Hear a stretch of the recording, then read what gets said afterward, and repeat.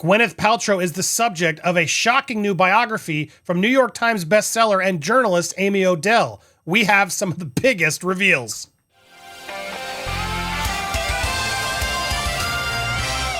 Welcome to Popcorn Planet. I am Andy Signore. From Ben Affleck to Brad Pitt to Winona Ryder to Madonna to so much more, Gwyneth, the biography, reveals a lot that the actress I think didn't really want out there. I want to go through some of the goopiest, craziest, wild revelations that have come out so far from this new biography by Amy Odell. Let's get into it. Her acid tongue is usually in her cheek. How Gwyneth Paltrow became a divisive, defiant icon. Mean girl as well? Bully? There's a lot of stuff revealed in here. Cruelty, it seems. In this new book by Amy Odell, she's described as one of the most resented celebrities in the world. Now, while Gwyneth didn't participate in the book, Odell interviewed more than 220 friends, colleagues, industry insiders to create a narrative of how this waifish blonde actress morphed from Brad Pitt's girlfriend to a single, unmistakable name. Now, it details a lot of dynamics, including some of the stuff at Goop. Sorry, I have a lot of links here. There was some incidents where she called out employees at Goop. How was she as a boss? Well, she'd call out the urine on the toilet seat in public Slack chats. So it goes into a lot of juicy details about her life and her toxic work environment. Apparently, in one of the sections, she reveals that Gwyneth, and I've learned it's Gwyneth. Gwyn, not Gwen. She doesn't like when you call her Gwyneth. It's Gwyneth, apparently. So I'll try, but it still looks like Gwyneth to me.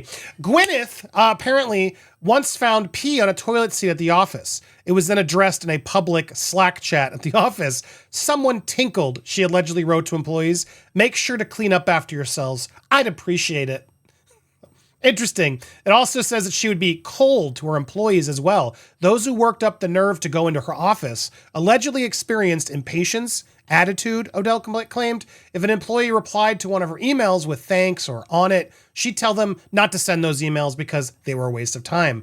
The dynamic was subtle but damaging. Almost no one, Goop's board included, was willing to tell her no.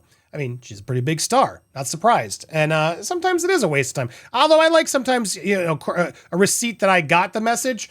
Anyway, Goop went on to do a lot of crazy other stuff, as some of you may recall, the infamous jade eggs that you would put up in your hoo-ha. That was apparently supposed to create your flower essence, and made a bunch of unscientific claims that they actually had to pay out some serious money in vaginal egg lawsuits due to the poor Goop health this actually was. It could not cure depression. There was a lot of crazy stuff in there. Apparently, according to Odell, Goop's board was not concerned, nor were the investors, and she got away with that. Now, getting into some of the drama with some of her old besties, this was an interesting, why did she have a falling out with Winona Ryder? Apparently, after Gwyneth and Brad Pitt broke up, she stayed with her friend Winona Ryder, eventually setting her up with Matt Damon. But their friendship took a turn. She told friends that Ryder and Damon had gotten in a fight. Ryder left to return to say that she had been robbed around Gramercy Park. She went out again to say she had been robbed again. Damon consoled her, but Gwyneth and Affleck believed Ryder had fabricated the robberies as a ploy for attention. There's no proof of this. Odell writes, her friendship with Ryder would only deteriorate further, and Gwyneth gave her the nickname, one friend said, as VJ Ryder. Legend had long had it that Ryder was also up for Shakespeare in Love, and that Paltrow had stolen the script off Ryder's coffee table. Gwyneth told friends that Ryder started the rumor and insisted she received the script through her agent. Sources from Miramax confirm that Ryder was interested, but was never seriously considered in the role. Interesting. So some good, some bad there. Clearly not a fan of Winona Ryder, who I do love. So shame on you, Gwyneth. Apparently also, I didn't know this individual, but this guy here, his name is Derek Blasberg, who was her then friend, reportedly pooped in her bed at a time after having an Ozempic-induced diarrhea, then fled without telling her, leaving her housekeeper to clean it up. Gwyneth was appalled. I mean, as anybody would. She was so offended that he hadn't personally apologized that she made sure the story, much like Blasberg on that fateful night, leaked. So I look pretty gross if you ask me. Dude's so embarrassed because he poops the bed from Ozempic and then sort of dips out and hopes the housekeeper will have his back. And instead, not only does they not, she makes sure the story leaks out publicly, not only just out of Derek. That's some spiteful stuff right there. What do you think? Would you do that? Also, I didn't know she had a feud with Madonna. More information coming in. Apparently, they had a long history where they would receive notes from each other. Madonna was someone who sort of showed up and was there for giving her notes, helping her out. Interesting, as you can see in some of these notes here, Bruce Paltrow's father, a producer in St. Ailsor, was so desperate to get his daughter to stop smoking that he asked one of the show's directors to get a note from his son, Sean's new wife, Madonna, discouraging the habit. Dear Gwyneth, just jot down my average day. I wake up, I don't smoke, and I go home happy and healthy. Love me, Madonna. P.S. Good girls live longer. Paltrow naturally brought the note to school and framed it in her bedroom, but continued to smoke. She stepped up again later after publicity, paparazzi shots had Gwyneth and Brad Pitt in their full glory out in a balcony, which is something Madonna had happened to her as well. Madonna said she's experiencing the upside downs of being famous for the first time. It's a lot for someone to take, so I'm happy to help her, she advised, because she then reached out and sort of was trying to help her in that period. It's your karma where you are right now. She found herself in a funk after the Oscar win. But, so there was some back and forth nice moments, apparently.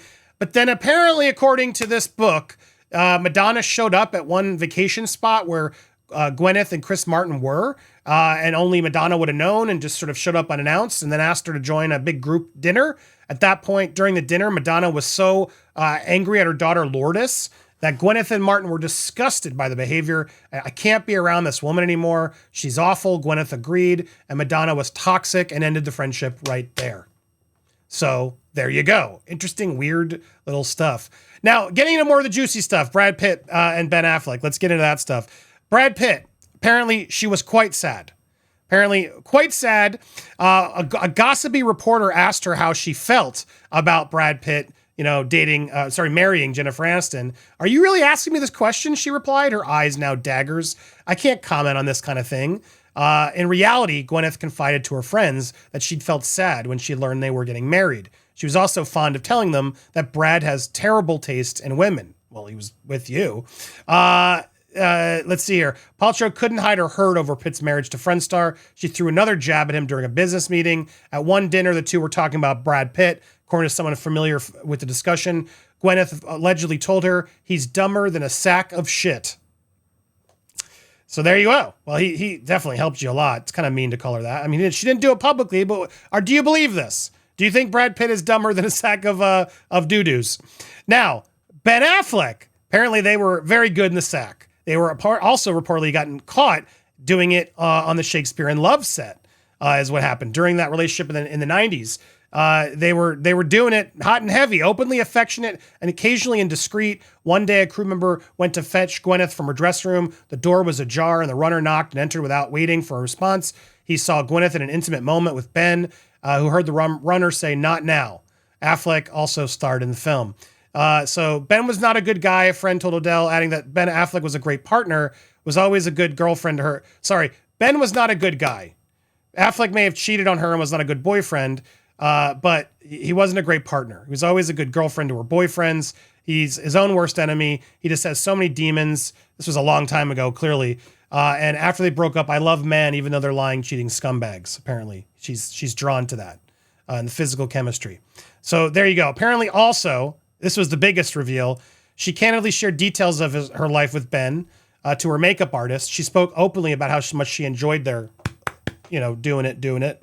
And she spoke openly about that.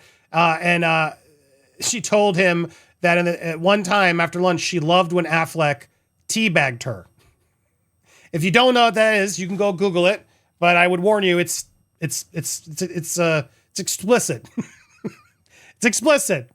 Beyond all that, man, a lot of stuff. Why did she do that astronomer video stunt? Well, the author reveals Gwyneth's very smart. Just as Molly McPherson talked about, which we revealed earlier in one of our videos, she did this new video clearly as a way of a distraction to cause attention away from this book that she doesn't really want you guys to look for. She was clearly paid for the video. She earned $250,000 for a Skims launch party, and $1.2 million for a Swarovski, $1.6 for her Red Sea film appearance. So she gets money when she wants to get money, and I'm sure she got money here. This is a sign that no matter how much controversy she generates, brands will want to work with her. So look, she's no dummy. She's no dummy. She may be icy. She may be liking tea bags. But overall, not that shocking. I gotta say, I expected a little bit more. She shouldn't be that worried about this. Is this the best of it is? We'll see. Maybe more juicy details will come as this book gets published. What do you think? Are you interested in reading Gwyneth, the biography? I want to hear your thoughts. Are you a fan of Gwyneth? Did you know it was Gwyneth and not Gwyneth? Hit that subscribe button either way. Hit the bell for all alerts. Smash that thumbs up as well. And stay tuned for more celebrity news and drama here on Popcorned Planet.